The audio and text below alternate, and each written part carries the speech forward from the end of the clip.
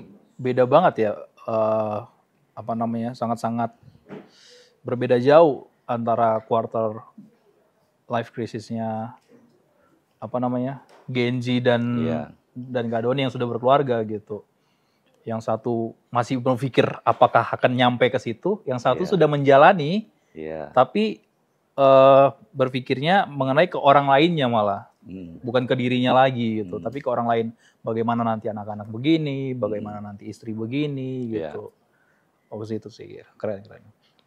Nah, kalau kita tarik lagi ke Genji, karena kan proses problema ini kan lebih banyak di Genji nih sekarang nih. Generasi 20-an ini sekarang yang lagi pada ngalamin banget nih. Kayak tadi yang gue bilang, kayak dampak positifnya, dampak negatifnya tuh banyak. Tapi sebenarnya kan pertanyaannya apa sih yang memulai ini kan terjadi? Sehingga itu menjadi sebuah pertanyaan yang buat mereka menjadi ketakutan itu. Anak-anak muda sekarang itu kan pada ketakutan, apa sebenarnya membuat ini terjadi gitu. Selain yang tadi gara-gara banyak influencer yang flexing ya. Gitu. Nah, menurut teman-teman apa gitu? Menurut Ricky deh yang udah ngalamin. Kamu alami sekarang. Kayaknya lebih ke ini gak sih? Tuntutan yang ada di lingkungan sosial kita ini. Kayak misalkan sesimpel ini aja, umur 25 udah harus married gitu, atau udah harus punya rumah gitu. Itu kan jadi beban buat kita. Waduh, gue baru kerja umur 22, gimana caranya gue nabung berapa tahun udah harus menggapai itu semua gitu kan. Jadi kan pikirannya harus ngapain ya biar gue dapat banyak duit gitu kan. Jadi kan banyak overthinkingnya kemana-mana jadinya. Mungkin karena tuntutan-tuntutan kayak gitu kali ya. Terus juga kayak kita ngeliat, oh itu orang kayaknya sepantaran sama kita tapi udah lebih maju. Udah lebih gimana hidupnya gitu kan. Tiap hari party lah, apalah gitu. Nggak habis-habis duitnya, nggak ada serinya. Nah itu sebenarnya pilihan ya. Karena setiap kita kan sudah ada tools-nya. Setelah lulus sekolah itu kita mau apa nih? Itu pilihan buat kita semua. Kamu mau kerja, mau kuliah. Kalau mau kerja berarti kan dari magang itu kita bisa kerja, persiapan. Makanya kenapa Gensi sekarang ini harus kita edukasi. Gitu. Sama anak-anak saya juga saya edukasi. Kamu nanti apa? Mau kuliah atau mau kerja? Kalau dia kerja berarti dari di bidang dia akuntansi, berarti paling tidak saya mencoba untuk kasih toolsnya. Ini ada nih referensi. Walaupun ordal, tapi referensi urusannya nanti dia kerja bagus atau tidak bagus, dia yang bertanggung jawab. Ataukah kita sebagai orang tua mempersiapkan. Misalkan dia bagian akuntansi, ya udah kita bukain usaha. Ya, karena supaya dia juga belajar. Karena ketika kita kasih usaha modal itu supaya dia bisa mengembangkan apa yang dia punya. Seperti itu. Nah, persiapan sama pembekalan itu penting. Karena jujur, kadangkala kita masa-masa sekolah itu masa-masa yang nggak mikirin nilai. Tahu nggak? Berteman, main kemana-mana, tidur pagi. Ya kan, tidur pagi, bangun pagi, sekolah gitu loh. Tapi setelah lulus, baru dia mikir. Nah ini yang harus kita edukasi buat generasi berikutnya. Karena kan ilmu itu buat dia miliki. Seperti itu. Nah, saya juga mau cerita tentang komsel saya waktu itu. Ada satu orang, bapaknya berduit, dan dia disekolahkan di luar negeri. Anaknya? Nah, anaknya. Jadi bapaknya punya anak, anaknya ini sekolah di luar negeri. Nah, ketika dia pulang, ikut komsel lagi, kita ngobrol, rencana kamu mau apa? Gitu. Saya mau kerja kok di satu perusahaan. Wah, bagus dong dengan gaji yang waktu itu memang lumayan gede, karena kan dia lulusan dari luar negeri. Seperti itu. Nah, ketika dia ngobrol sama aku empat mata, saya bilang, coba kamu bandingkan dengan kamu meneruskan usaha daripada orang tua kamu. Kalau kamu kerja sama orang, kamu otomatis waktu tersita. Tapi kalau kamu orang tua kamu meneruskan usaha tersebut, kamu akan bisa melakukan dengan maksimal. Karena sama-sama jurusannya itu dia program. Jadi istilahnya gini, untuk satu produk ini ada program yang membuat dia itu supaya berkembang. Sebenarnya sama tujuannya. Jadi kamu tinggal kembangin program ini untuk pengembangan daripada usaha orang tua kamu. Seperti itu.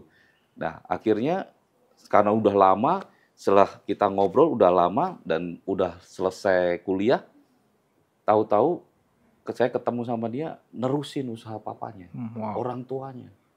Karena apa? Ternyata menguntungkan lebih dari 5 kali lipat dari gaji dia punya. Dan dia setiap bulan digaji. Nah, ini sebenarnya cara pandang buat setiap generasi, ya kan. Kalau cara pandangnya Ricky sendiri melihat masa depan suram atau masih takut. Nah, dari sekarang ini kamu persiapkan. Kira-kira ketakutan apa yang membuat kamu ini tidak bisa melangkah, ya kan? Dan salah satunya adalah pilihan. Pilihan itu kamu harus kuat. Ya, misalkan contoh, waktu itu Koko mau nikah di usia 26 atau 30. Itu saya pilihan. Akhirnya saya menikah di umur 26. Gitu. Jadi pilihan itu yang menentukan kamu bisa pijakan kuat. Ya kan? Seperti itu. Ya. Mungkin aku mau kutip dari ini kali ya, salah satu psikolog ya. Di tahun 60-an ada namanya Rollo May. Dia seorang psikolog terkenal. Nah, dia pernah bikin ada teori yang dia pernah bilang kayak gini. Akan tiba ada satu masa di mana anak muda akan mudah sekali menemukan satu kepastian tentang dunia eksternal. Saat itu terjadi, dengan bantuan teknologi, anak muda akan mengalami kegelisahan yang luar biasa. Pertama, karena tidak ada lagi ruang untuk misteri, dia tidak lagi wondering terhadap alam, wondering terhadap dirinya sendiri.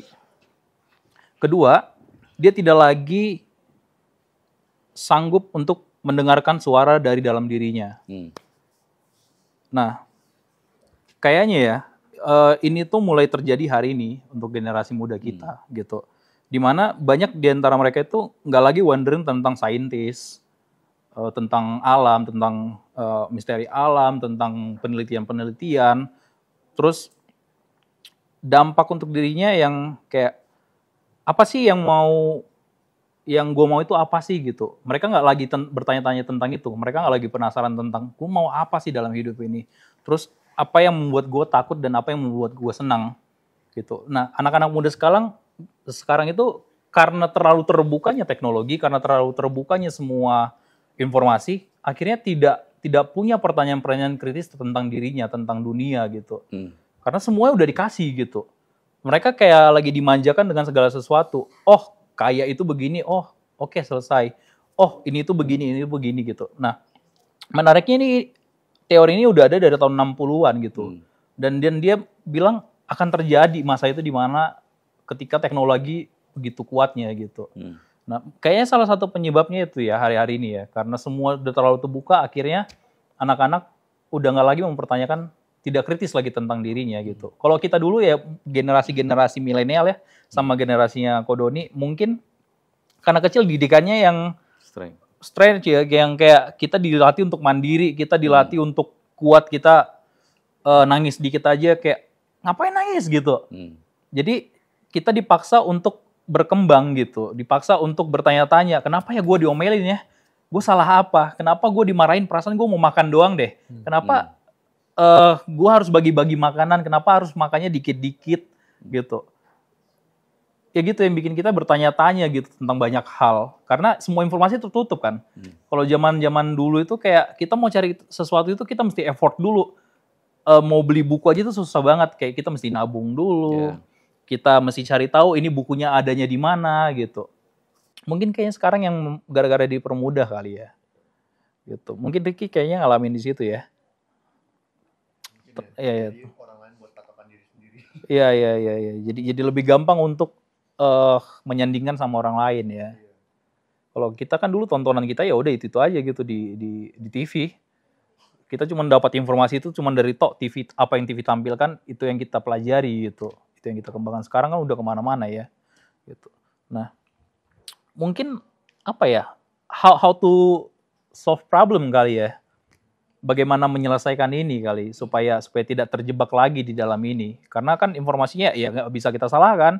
Memang sudah zaman keterbukaan informasi di mana-mana gitu dengan sosial media yang ada. Tapi bagaimana menurut teman-teman kita bisa keluar dari zona itu tanpa terjebak di dalamnya? Ya, jadi penting sekali memiliki komunitas yang kuat, tepat, supaya kekhawatiran kita ini tidak terlalu berlebih. Apalagi kita sebagai orang percaya, kekhawatiran kita ini tidak akan menambah sehasta pun, kata firman Tuhan. Ya, betul. Nah, nanti next ketika Anda akan masuk jenjang daripada orang tua, persiapkanlah dari sekarang sebagai penyuplai daripada anak-anak Anda. Gitu. Ya, mungkin kita sederhananya mempersiapkan apa yang bisa kita siapkan kali ya. Jadi jangan terlalu muluk-muluk dengan semua kemampuan kita muluk-muluk mempersiapkan 2M, 5M dari segi finansial ya, yang kayak rumah harus di tempat yang mewah, di yang kayak harganya 3M terus cicilan 60 kali, kayak cuma lagi gitu ya, cuma sekian gitu. Itu juga di ujung. Iya, cuma sekian gitu. Jadi nyindir kamu.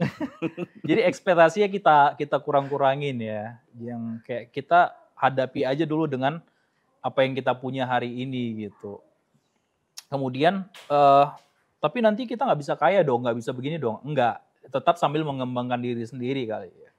Yang kayak harus belajar banyak hal, membuka peluang-peluang lainnya, pintu-pintu. Kalau ada satu pengusaha waktu itu bilang gini, kalau kalian pengen dapat financial freedom, pastikan pintu-pintu itu banyak. Jangan dari satu pintu doang keuangannya. Ini ngomongin keuangannya. Jadi misal kalian hari ini karyawan, jangan cuman berharap bersandar sama satu pintu itu aja. Tapi bikinlah pintu-pintu lainnya. Jadi one day lu di-cut dari kantor itu, dari perusahaan itu, lu masih punya pintu lainnya. Lu masih punya 2 pintu lainnya yang at least bisa bikin lu nggak terlalu khawatir ketika lu di-cut dari perusahaan itu. Karena perusahaan bisa cut kita kapan aja. When kita lagi sakit, sebulan mereka pasti cut kita gitu. Karena mereka butuh ongoing terus perusahaannya, butuh jalan terus. Ya, itulah kekejaman di perusahaan. Tapi dan itulah kenyataannya gitu. Nah, mungkin ada beberapa cara kali ya untuk menghadapi quarter life crisis ini ya. Mungkin pertama kita bisa refleksi diri. Untuk menyimpulkan tadi yang si Kodoni bilang gitu, mungkin refleksi diri kita, apa sih sebenarnya yang gue mau dan gue butuhkan gitu dalam hidup ini. Apa benar gue butuh rumah mewah? Apa benar pasangan gue butuh rumah mewah? Gitu. Apa benar gue butuh duit segitu banyak hari ini? Karena kalau kamu tiba-tiba dikasih jep nih, Ki 5M, bisa aja kamu kaget dengan 5M itu foya-foya segala macam gitu. Hilang seperti cerita anak bungsu dan anak tunggal. Anak bungsu dan anak sulung. Si sulungnya minta kekayaan, bapaknya minta warisan, dia kaget dengan semua keuangannya, dia foya-foya, akhirnya dimiskin lagi gitu. Bisa aja kita ngalamin itu karena mental kita belum siap di situ gitu. Karena kita belum refleksi diri. Terus tetap realistis gitu. Karena itu penting banget. Hidup di zaman sekarang itu kita penting banget untuk tetap realistis. Karena semua ekspektasi itu dibangun. Di sosial media itu semua itu ekspektasi gitu. Lu mau kaya, 5 cara kaya, 5 cara mau gini, 10 cara gini. Lu pengen dapat BMW kayak gua. Begini gitu. Jadi kita harus tetap realistis, kemudian jaga keseimbangan hidup, olahraga, belajar hal-hal baru gitu. Ikut seminar-seminar, podcast. Podcast itu sangat membantu kita. Nonton podcast apa aja, bukan cuma satu hal, apa aja selama itu podcast belajar gitu. Karena itu akan membantu kita untuk berpikir lebih luas tentang hidup gitu. Nah, kemudian cari dukungan yang tadi kata Kodoni, komunitas gitu. Jadi jangan sendiri, kalau lagi teman-teman lagi ngadapin quarter life crisis ini, jangan pernah sendiri gitu. Betul. sebisa mungkin cari teman cerita, cari komunitas untuk teman-teman bisa cerita, jaga kesehatan mental sama fleksibel gitu. Jadi fleksibel untuk semua keadaan. Kalaupun nanti tidak seperti yang kita harapkan, kita harus bisa fleksibel dengan itu, kita harus bisa berdamai dengan itu. Kalau kita mengutip Alkitab, ya salah satunya tadi Kodun juga bilang, emang kekhawatiranmu bisa menambah atau mengurang sehasta umurmu. Betul. Gitu. Terus Petrus juga bilang, serahkan segala kekhawatiranmu kepadanya sebab ia yang memelihara kamu gitu. Jadi kita sebagai orang percaya, kalau kita punya Tuhan yang lebih besar dari apa yang kita pikirkan, kenapa kita harus takut? Iya. Gitu. Kayak besok aja kita masih dikasih makan kok, selama kita masih mau bekerja. Kenapa kita mesti takut dengan hal-hal yang belum kita tahu gitu? Karena Tuhan bilang, khusus sehari cukuplah sehari gitu. Hari esok gak ada yang tahu, menjadi misteri. Hari yang lalu menjadi sebuah pembelajaran untuk hari ini. Gitu. Jadi kenapa kita harus khawatir banget? Jadi ekspektasi kita kecilkan lagi gitu. Diingatkan tentang mimpi. Kamu punya mimpi dong. Kita semua punya mimpi. Generasi Z pun juga punya mimpi. Betul. Nah, mimpi itu coba tuliskan. Apa saja mimpi kita. Mungkin ada 10 atau berapa. Nah, setelah itu coba kita aplikasikan dalam diri kita, ya. Ini penting sekali. Jadi mimpi, dream come true itu harus dengan serta-merta kita harus miliki dengan passion yang kuat. Karena tahu bahwa masa depan kita penuh harapan di dalam Tuhan.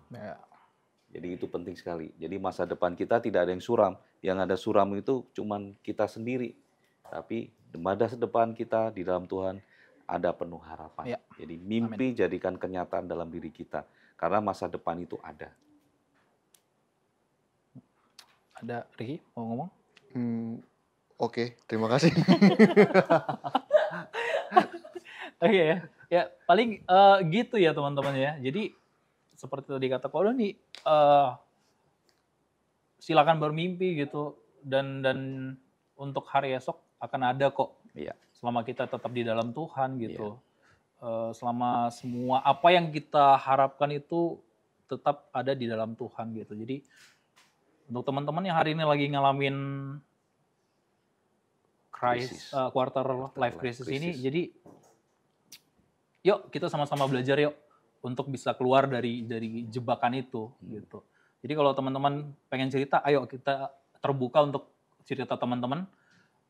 Di bawah kita ada link, silakan diklik.